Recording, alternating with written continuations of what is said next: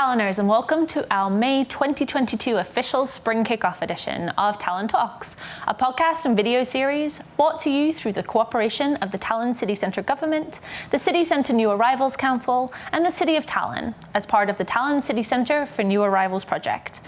I'm Chantal, and I'm part of the Tallinn international community, helping you to feel more connected to your new city and feel more like a local. This month, we're finally looking forward to warmer weather and those midnight sunsets.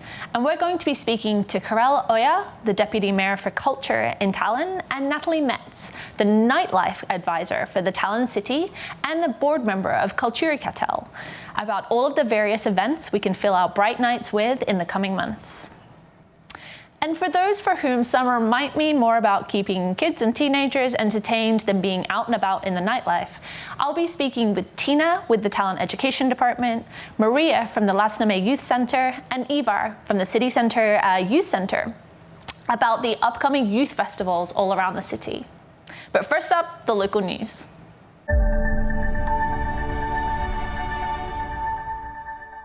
And Tallinn has been announced as a candidate for the title of European Capital of Sport 2025. The city is increasingly gaining international recognition as a great place to host major sports events, now hosting around 100 international competitions per year, including European and international volleyball, athletics, ice skating, figure skating, and curling events, as well as the upcoming WTA 250 tennis tournament taking place in Tallinn this autumn. But as well as hosting international events, Mayor Mihhail Kõlvart wants to ensure that the ability to access world-class facilities and these experiences isn't just limited to the professional athletes and comes to every local in Tallinn, factoring into major projects such as the opening of the largest sports park in the Baltic states, the Tondiraba Park in Lasnamäe. The title is awarded annually, and the winner will be announced in November this year. And as we discussed on our previous episode, earlier this month we held Tallinn Music Week, featuring nearly 200 artists from all over the world. But as well as presenting an amazing music program, an international music industry conference was held and led by Tallinn as a UNESCO City of Music, and attended by nearly 700 representatives of the international music industry, to discuss the role of music and culture as an upholder of the economic and social well-being of society in these difficult times.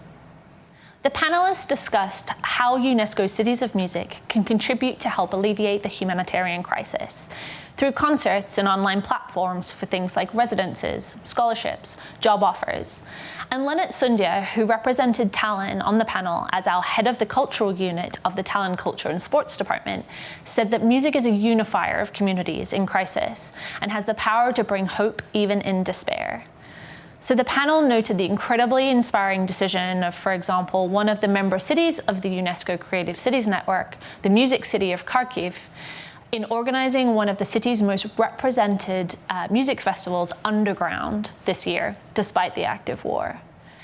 And speaking of music, last Sunday, thousands of singers from across Estonia gathered at the Song Festival grounds in Tallinn to sing a new choral arrangement of the Ukrainian folk song, which translates to "Oh, the Red Viburnum in the Meadow," which was recorded and aired on ETV on Monday night.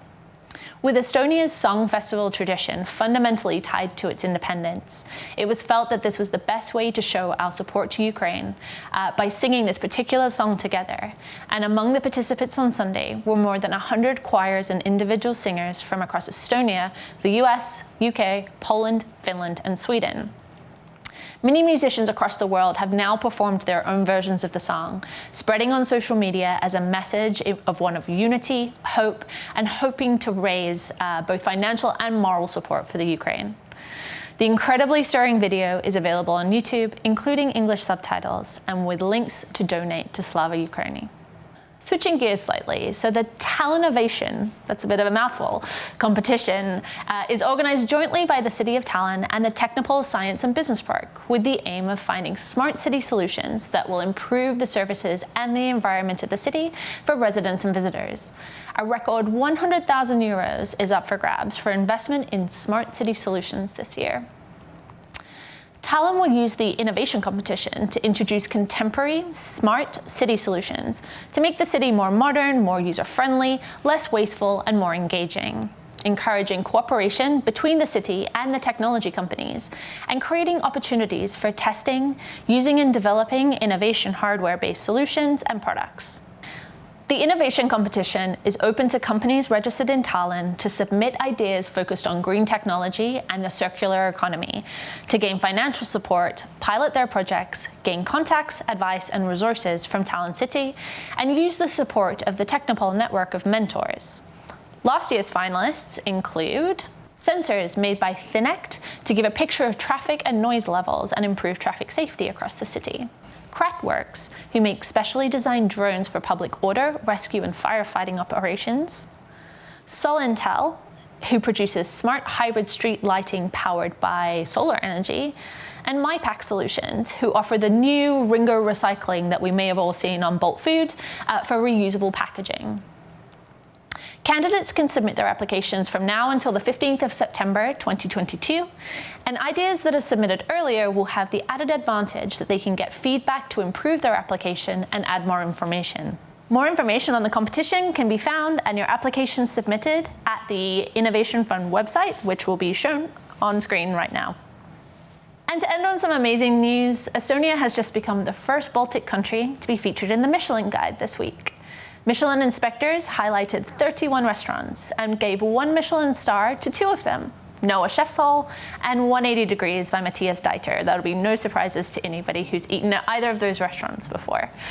5 restaurants were found worthy of the Big Gourmand designation for their price and quality ratio: Noah, Harg, Felin, Lore, and Mantelja Korsten. 2 restaurants received the Michelin's Green Star for their dedication to sustainable gastronomy, Pojaka Manor and Fotografiska. And 3 Michelin Special Awards were handed out in recognition of professionals. So the Michelin Young Chef Award went to Jano Lepik, who's the head chef of Lore. Inspectors were also very impressed by Noah Chef Hall's sommelier, Robert Pild's skills and professional manner, and awarded him the Michelin Sommelier Award. And the Michelin Guide Welcome and Service Award went to the team of La Hepere Villa, owned by Helen Vittol. Michelin Guide Estonia distinguished a total of 31 restaurants, way too many to name here, but many of the restaurants we know and love across the city.